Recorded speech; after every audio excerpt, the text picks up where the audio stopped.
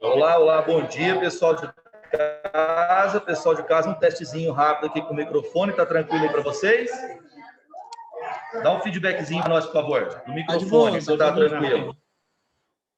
Sim, dando para ouvir bem. Sim, bom dia. Valeu, viu, Senhor? Obrigadão, cara.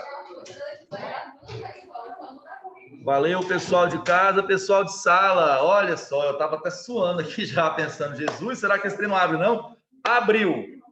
Deixa eu só fazer aqui como é que fica o foco melhor, porque se eu subir aqui o pessoal não vê meu rosto, não vê, tá tranquilo. Pessoal, bom dia. Bom dia. Beleza? Bom dia para quem está em casa, já falei bom dia para vocês em casa. André, meu nome, você já deve ter visto pelo horário, e prazer estar com vocês agora aqui em sala, porque semana passada eu era só uma imagem no seu computador, no seu celular. Isso para aqueles que assistiram a aula, né? Acontece, né? Sábado de manhã, deu aquela preguicinha, aula teórica de história, você falou, hoje não, semana que vem tem aula, né? Vamos deixar esse cara para lá. Então, pessoal, prazerzaço estar caminhando com vocês aqui. Foi como eu falei para os meninos aqui que estavam presenciais semana passada, agora eu falo para vocês. Eu acho que é um ano crucial para todos nós, em todos os sentidos, né? Eu acho que esse sistema que a gente vai usar, pelo menos até o meio do ano, é certeza, não é o ideal, mas é um pouquinho melhor do que o que acontecia no passado. Porque essa interação com a turma, a presença do professor é muito importante. Então, eu acho que para vocês, mesmo com essa alternância de semanas e tudo mais, vai ser bem melhor do que o ano passado, tá? Eu creio que vocês vão poder render mais, que vocês vão poder aproveitar melhor o que a escola oferece, etc e tal. Tá bom? Bora lá, André, então, meu nome, eu sou um dos mais antigos da casa aqui, uma curiosidade para vocês. Eu tenho, mais ou menos, eu tenho 13 para 14 anos de planeta. Tem 13 anos que eu estou aqui. Faço 14 anos de planeta no meio do ano.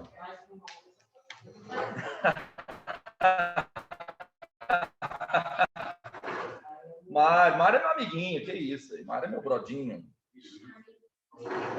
Nós somos aí da turma mais antiga aqui na escola.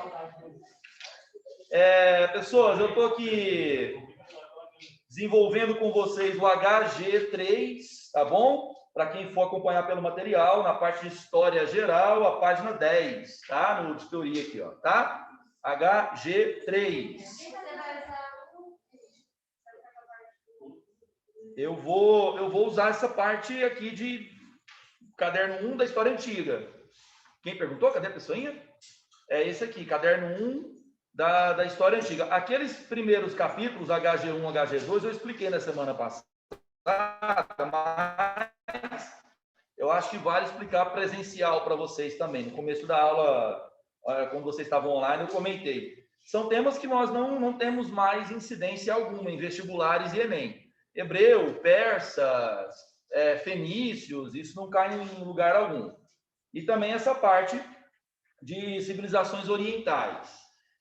O que a gente faz aqui no Planeta, no terceiro e no curso, é preparar uma aula especial que acontece ou no plantão ou comigo mesmo, em horário alternativo. A gente avisa que é uma aula de conteúdo, que não é uma aula a mais, mas avisamos também que é uma aula de um conteúdo que não cai tanto. Que, de repente, se você não puder vir, você não precisa ficar desesperado, que é um conteúdo que dá para você fazer uma leiturinha em casa e esperar alguma questãozinha, muito raramente isso no Enem e nos vestibulares.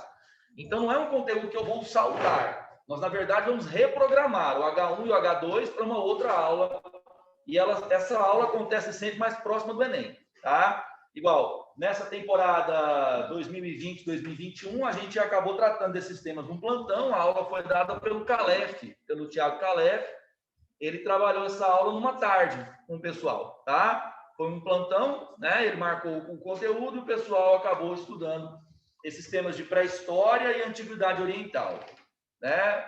Você pega as estatísticas do Enem, pessoal, não existe lá na prova do Enem, não cai no Enem, né? Um ou outro vestibular, vez ou outra, lembra desse conteúdo. Então, não é algo que, de repente, possa tomar tanto tempo nosso em sala de aula, tá bom? essa plataforma aí, essa nova, dá uma moralzinha para ela, dá uma chance para ela. Tudo é difícil quando a gente está conhecendo, tudo é complicado mesmo. A gente começa a mexer, a gente fala, pô, mas nossa, que saco isso aqui, nossa, eu não sei onde é que é e tal. Mas com o tempo, vocês vão perceber que é uma plataforma que tem um potencial muito grande. Eu trabalho com ela em outros lugares, é um excelente material, ela oferece ferramentas incríveis para a gente. O contato do professor com vocês é muito maior.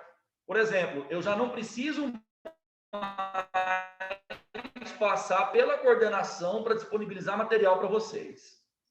Né? Por exemplo, há alguns professores que são mais reservados, que não gostam, por exemplo, de grupo de WhatsApp. Eu sou um deles. Eu não participo de grupo de WhatsApp com os alunos por princípio, etc. e tal. Né? Eu acho que vocês entendem. Né? Um pouco da questão da privacidade, etc. e tal. E aí, então, para ter essa ligação direta com o aluno, a plataforma é excelente. Terminei a aula aqui, você interessou pelo slide que eu passei? Você viu e gostou? Cara, eu te mando na hora. Terminei a aula aqui, eu entro no meu celular e mando para vocês. Então, o contato do professor com o aluno fica maior, a possibilidade de eu acompanhar o rendimento de vocês também é outra, porque o material que você produz, vamos supor, passei questões do livro para vocês resolverem e mandar para mim, já chega direto para mim, não passa pela coordenação. Você terminou, enviou, eu recebo o aviso na plataforma. Então, assim, é uma ferramenta que vai adiantar muito o nosso lado. O Meet é mais tranquilo de mexer do que o Zoom, tá? O Zoom, ele oferece algumas ferramentas que, de repente, o Meet pode não oferecer. Depende da versão do Zoom. Mas o Meet, ele é mais prático. Quando vocês acostumarem a mexer com a plataforma, vocês vão perceber que ele é mais tranquilo e ele roda melhor do que o Zoom, tá? O Zoom, de vez em quando, dá umas travadas, dá uns bugs. Igual aconteceu aqui agora, não sei se vocês perceberam, que a gente começou a aula bem atrasado, né? Porque não queria entrar. Não estava dando certo, estava tudo travado aqui, até que a gente conseguiu resolver, tá? Então, dá uma moralzinha para essa plataforma que ela vai ajudar vocês, tá? Eu digo por experiência própria, já trabalho com ela, e a quantidade de coisas, quando a gente já tiver familiarizado e o pessoal lá na Somos atualizar os seus perfis, a quantidade de material que fica disponível, tá? Dentro da plataforma para vocês, banco de questões que fica disponível para pessoal de terceiro ano, tem muita coisa lá que vai ajudar vocês, tá bom? Valeu? É isso. Deixa eu abrir a aula para hoje aqui. E o projetor tá de boa? Tá funcionando tranquilo? Tá. Então deixa eu ligar o projetor. Oi. Como? Você vai mostrar para a gente hoje os slides que não também. Porque aqueles ali eu já acabei passando quadro para vocês. E eu sei que em casa, mais um quadro podre que eu fiz aula passada, porque era a primeira aula, ainda estava meio assim, meio bobão, assim, não dava para fazer aqui nesse quadradinho. Eu vou disponibilizar para vocês, tá? Tá no meu computador, inclusive, fácil de fazer isso. Pessoal de casa, tá travando a transmissão? Internet é minha aqui, o sinal da escola, pessoal, tá ótimo. Tá? Todos os piquezinhos, tá tudo tranquilo.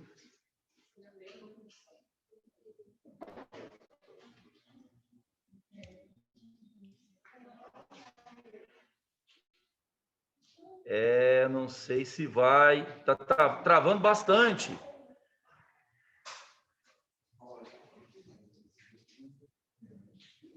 Vamos aqui.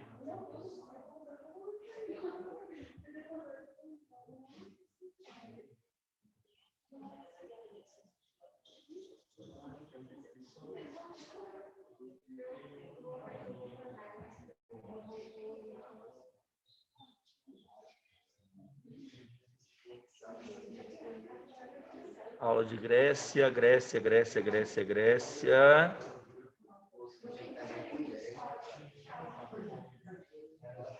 Já preocupei porque que não está projetando ali.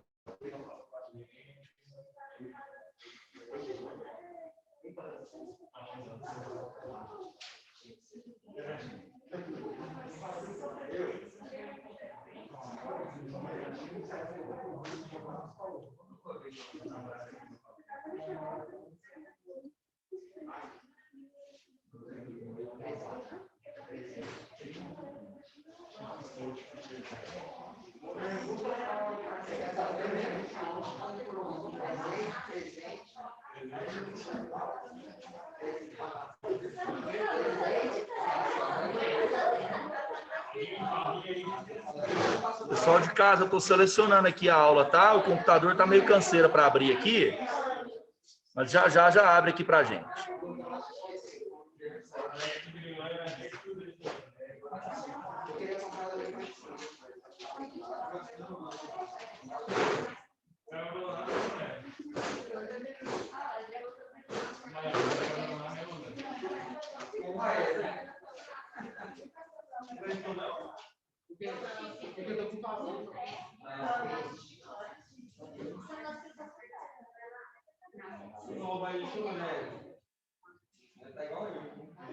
Pessoal que tá travando em casa, faça um teste também com a internet na sua casa. De repente pode ser isso. Choveu pra caramba essa noite e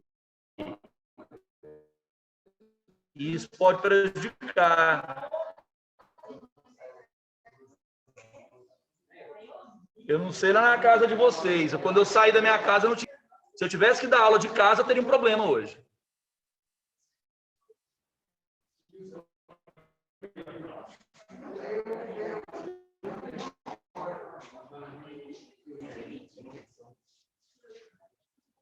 Vai projetar ou não vai?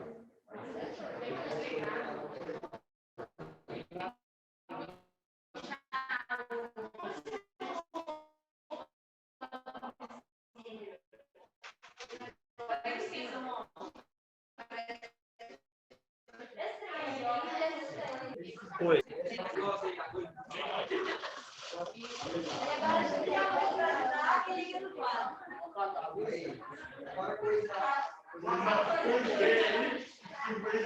Você faz isso para mim, então, por favor, cara? Valeu, viu?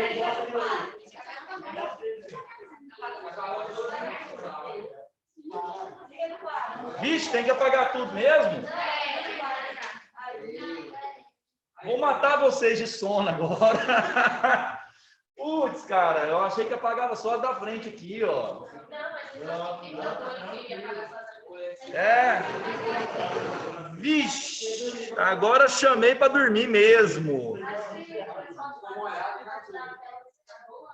Pessoal de casa, então, vamos lá, ó. Pessoal de casa, uma hora dessa deve estar enrolado no edredom. Pessoal de casa, uma hora dessa está muito bem lá com o café quente.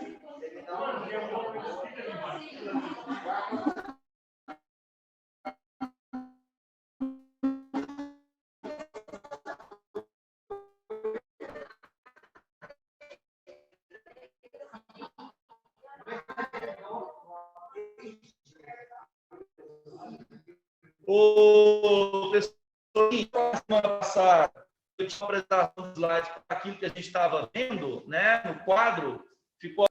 Opa, tem que botar. Bom, eu vou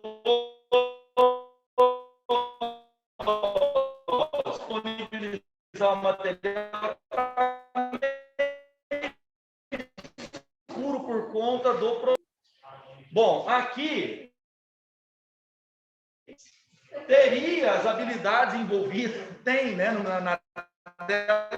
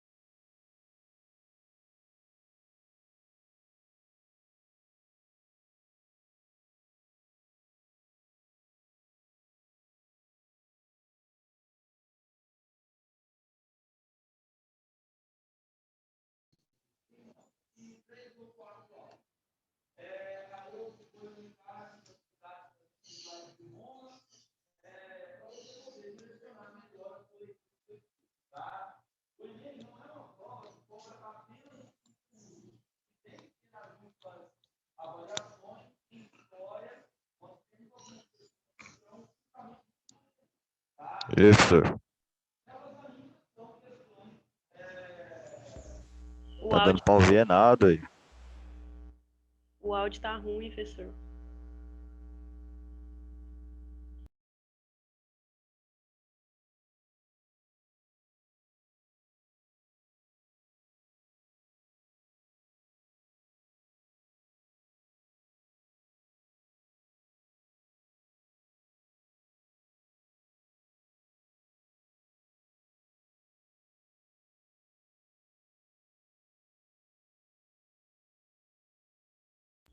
Tá multado aí na plataforma, ó.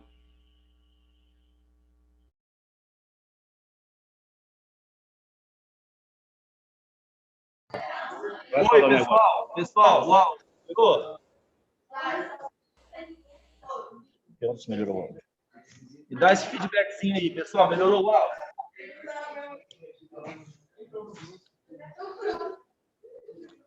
Ó, melhorou. Depois o áudio daqui. Espera que eu não tenho som, tá? Maravilha. Então melhorou, né? Agora ficou bom.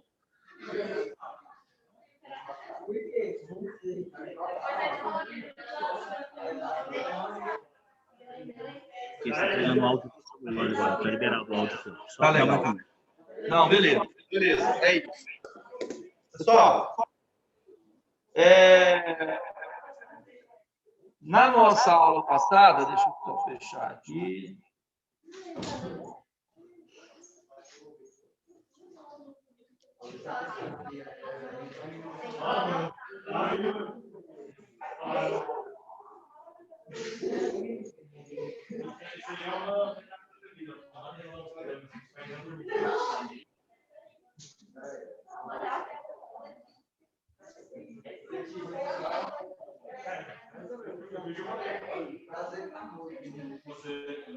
Bom, aí na aula passada, pessoal, uma cronologia básica sobre a história grega, tá? Períodos, cada um deles, tá bom? Como a gente colocou no quadro para vocês na aula passada. Tá dando um pequeno ecozinho aqui, eu não vou mexer nisso não. Né?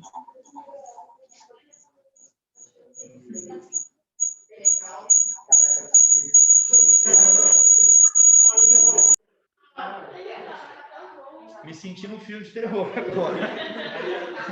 Você viu? Pessoinhas, de casa, áudio tá passando para vocês?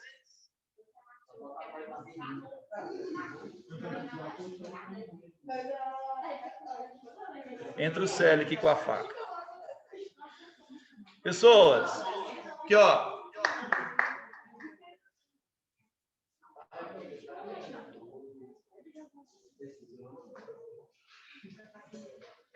Eu não sei diminuir o volume aqui nesse celular do Célio, então deixa. Aqui ó. A importância dos relatos míticos que eu comentei na aula passada com vocês, tá? Não vá para a prova do Enem ou dos vestibulares sem fazer uma discussão legal sobre mito, tá? A questão de mito é muito presente. Não propriamente as narrativas não vão cobrar o que se narra nos mitos para vocês. Agora, a lógica mítica de compreensão da realidade, isso com toda certeza a gente pode sim encontrar em pelo menos uma das grandes provas todo ano aí no Brasil afora, tá? Não ignore mitos, tá? É um tema muito importante, tá bom? Oi. Oi. Depois eu não sei fazer isso.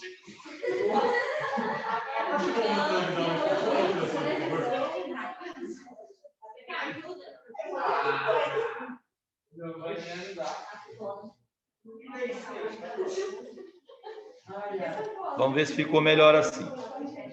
Aí, aqui, ó, uma outra discussão que eu faço de início de povoamento da Grécia.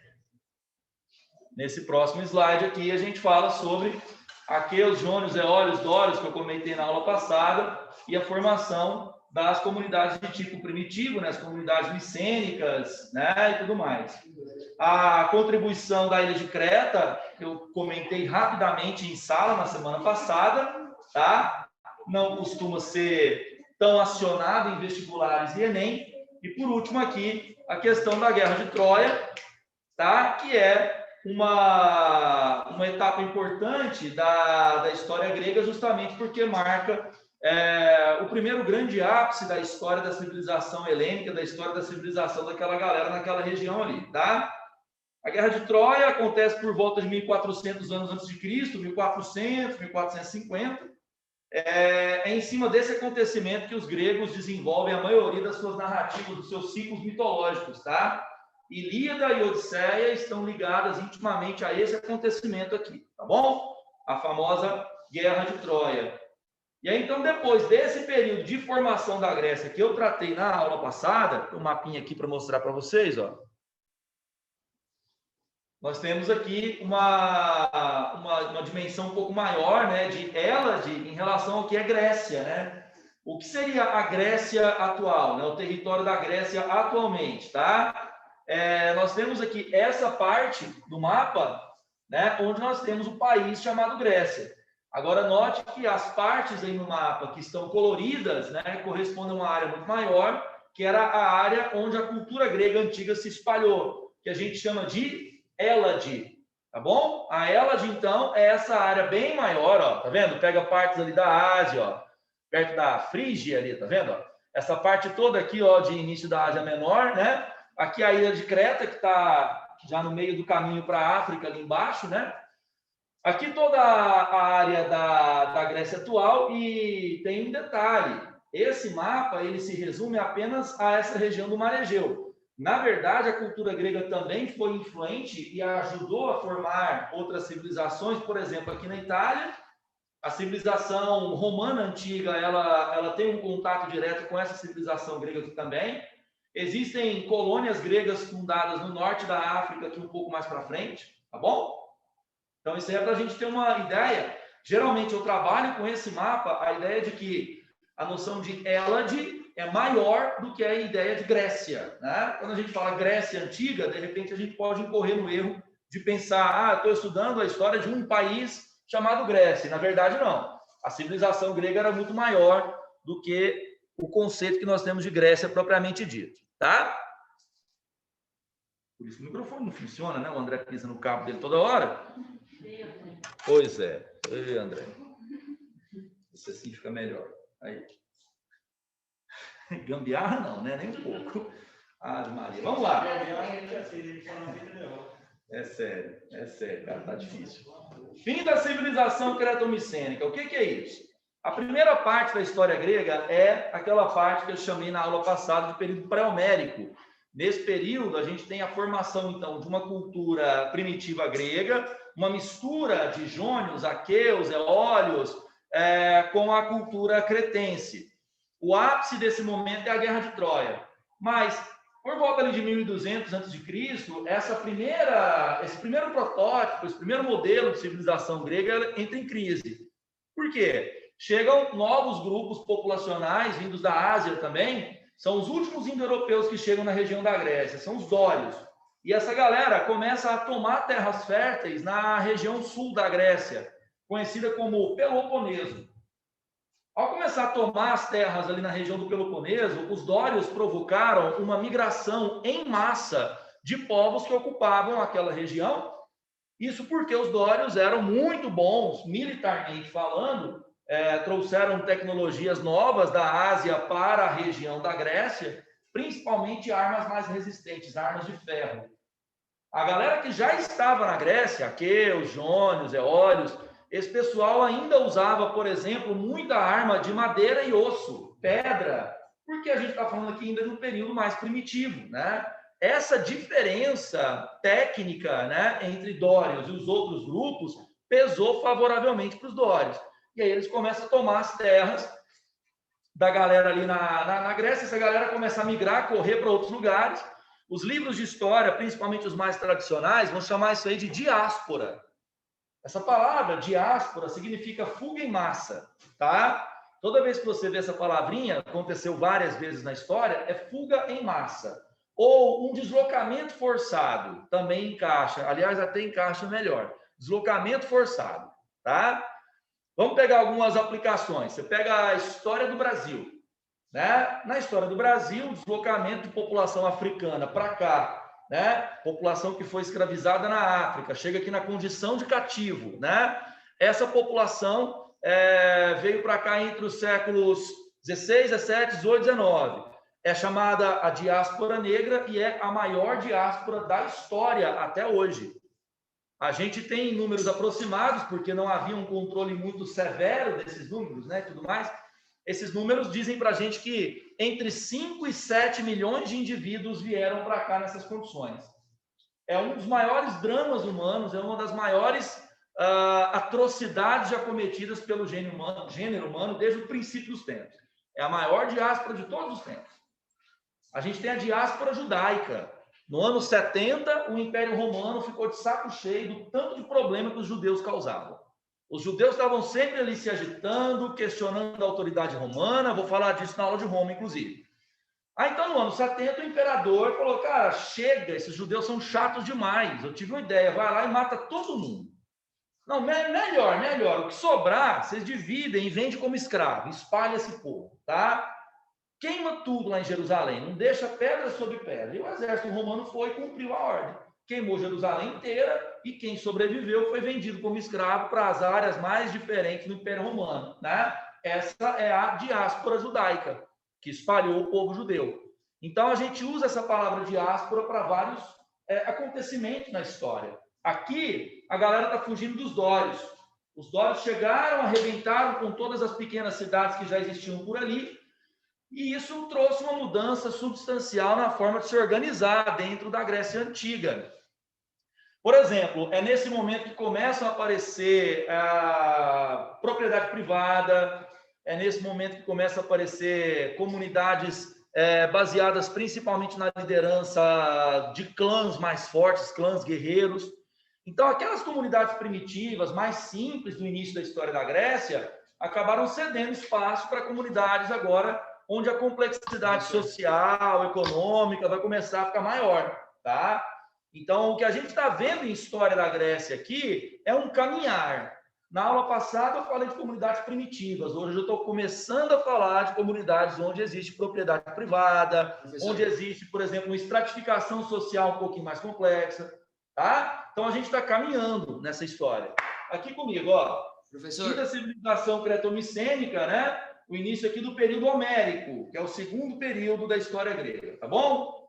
Aqui, ó, chegada dos grupos dórios, que conquistaram as principais terras férteis da Hélade por volta ali de 1.200 anos antes de Cristo. É a primeira diáspora. Formação de comunidades gentílicas, né, com o surgimento dos oikos, surgimento da aristocracia proprietária de terras. Aquela palavrinha grega no canto ali, terceirão, ó, oikos, que vocês estão vendo. Aquela palavrinha ali, ó, ela se refere a grupos familiares em que o poder geralmente se concentrava na mão de um clã central e tinha toda ali uma estrutura ao redor dessa família central, parentes mais próximos, parentes mais distantes. Então, esse grupo compunha o que os gregos chamavam de oikos, que era uma comunidade onde já existia a ideia de propriedade privada, onde já existia a ideia de, ó, isso aqui é meu, não é seu. E quem que fala, isso é meu? Essa tal aristocracia proprietária de terras. Na Grécia Antiga, a primeira camada a se tornar proprietária das terras, quando as sociedades se tornaram mais complexas, foram os guerreiros. Então, todas as comunidades que se formam aqui são comunidades guerreiras. Para que eu te informo isso? Você está lá no Enem, aí você vai fazer uma questão lá sobre gênero e história, que é um tema que é muito explorado. Gênero e história. Aí tem lá um texto falando sobre a condição feminina em Atenas, por exemplo. E, de repente, dá aquela vontade danada de você criticar, porque, poxa vida, né? A mulher ateniense, no período clássico, que é o período mais conhecido, ela não tem espaço público, ela tem um condicionamento medonho em relação ao homem, né? Enfim. E aí é preciso entender que essas condições elas são geradas pelo tipo de sociedade que eu tenho lá. Numa sociedade guerreira, numa sociedade em que eu tenho o mando político na mão de homens que têm armas, é claro que a estrutura social, a estrutura até mesmo cultural dessa sociedade vai ser patriarcal. Então, a gente entende o patriarcalismo a partir das origens desses grupos aqui. Eles são grupos onde os proprietários de terra são nobres guerreiros. A palavra aristocracia é uma palavra grega que significa nobreza. Vou colocar dessa forma para simplificar. Aristói, em grego, os melhores. Cracia, poder. Sistemas aristocráticos são sistemas onde os nobres governam. Tá? Aristói, grego para os melhores, na verdade indicando nobreza desses grupos. Beleza, pessoas? Sim? Ai, esse assunto é bom demais, não é, pessoal de casa? Ô, delícia! Maravilha! Quando eu acordei hoje, abri o olhinho e falei, não, podia ter tanto uma aula de Grécia Arcaica, e chega na escola, tem. Mas Deus é bom, não é? Deus é bom o tempo inteiro. Espera aí, galera.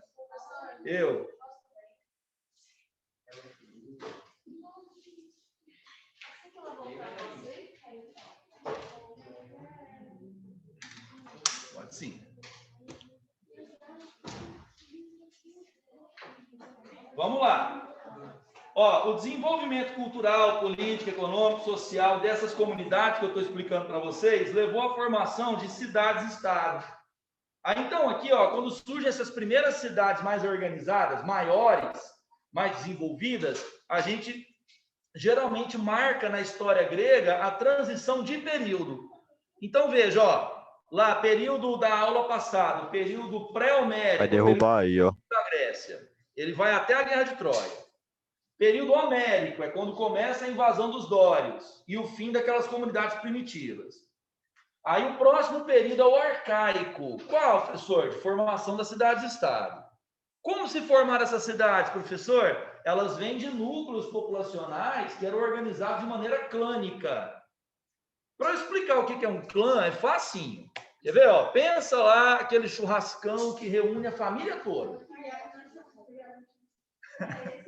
Lembra esse tipo de evento que aparece, por exemplo, parente distante?